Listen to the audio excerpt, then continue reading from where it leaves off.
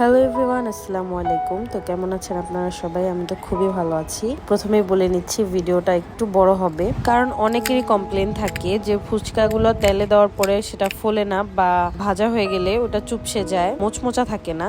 তো আজকে আমার টিপসগুলো যদি তোমরা ফলো করে ফুচকা বানাও তাহলে ফুচকা তেলে দেওয়ার সাথে সাথেই ফুলে যাবে। অ্যান্ড আমি তোমাকে গ্যারান্টি সহকারে বলে দিতে পারবো যে একটি ফুচকাও এরকম থাকবে না যে ফুলে নাই। প্রত্যেকটা ফুচকা একদম তেলে দেওয়ার সাথে সাথে বেলুনের মতো ফুলে যাবে। আজকে সকাল থেকেই ফুচকা খেতে এত ইচ্ছা করছে যে বাসায় কিছু না থাকা সত্ত্বেও ফুচকা মানে খেতেই হবে, ইচ্ছা করছে যেহেতু খেতেই হবে। সো ফুচকা বানানোর জন্য জিনিস ছিল, বাট ফুচকার সাথে যেগুলো খাবো সেগুলো ছিল না। আমার রুলস একটাই, যখন যেটা খেতে ইচ্ছা হবে তখন সেটা খেতেই হবে, চায় কিছু থাকুক আর না থাকুক। তো যাই হোক, আমি এত কথা না বলি, কাজে চলে যাই। তো প্রথমে আমি এখানে তেঁতুল ভিজিয়ে নিচ্ছি। তেঁতুলটাকে আমি 30 থেকে 40 মিনিটের মতো ভিজিয়ে রাখবো, তাহলে ওটার কাতটা খুব ভালোভাবে বের হবে। আরেকটা থালাতে ফুচকার জন্য যা যা লাগবে সব ঢেলে নিব। প্রথমে আমি দিয়েছি বেশ কিছুটা সুজি, মেবি 1 কাপের থেকে একটু বেশি হবে। মেজারমেন্টটা আপনারা আপনাদের মন মতো দিয়ে নিয়ে, আমার মেজারমেন্ট ফলো করার কোনো দরকার নাই।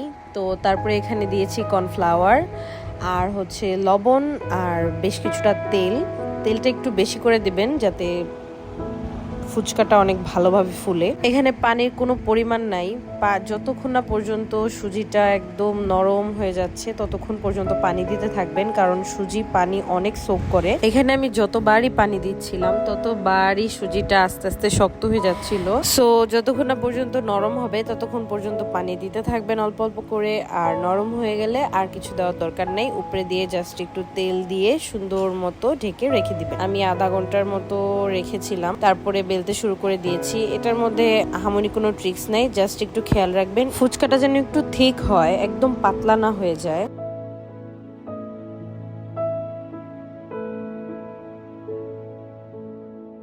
বাসায় ঘুমনি ছিল না, তাই আমি আলু সিদ্ধ করে একটু আলু ভর্তার মতো বানিয়ে নিয়েছিলাম। জাস্ট ওটার মধ্যে একটু গরম মশলা, একটু হলুদের গুঁড়া দিয়েছিলাম, দ্যাটস ইট, এতটুকুই। আলুটাকে ম্যাশ করে সুন্দর করে একটু ভর্তার মতো বানিয়ে নিয়েছিলাম।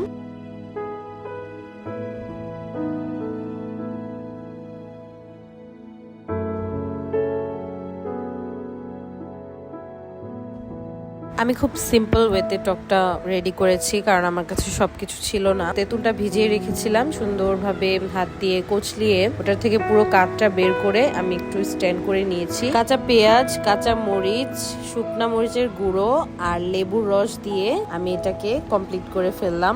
এখানে আর কোনো কিছু আমি দেইনি। শুধুমাত্র সুজি দিয়ে ফুচকাটা বানানোর কারণে দেওয়ার সাথে সাথেই ফুলে যাচ্ছিল, আর এত বেশি স্যাটিসফ্যাকশন হচ্ছিল যেটা বলার মতো না। তো যাই হোক, ফুচকাগুলো ফুলতে দেখে খুবই ভালো লাগছিল। একটা ফুচকাও চুপসায় যায়নি, সব ফুচকা এরকম একদম বেলুনের মতো ফুলে গেছে। ফুচকার সাউন্ডটা শুনলে হয়তোবা বুঝতে পারবেন কতটা মোচমোচা হয়েছে।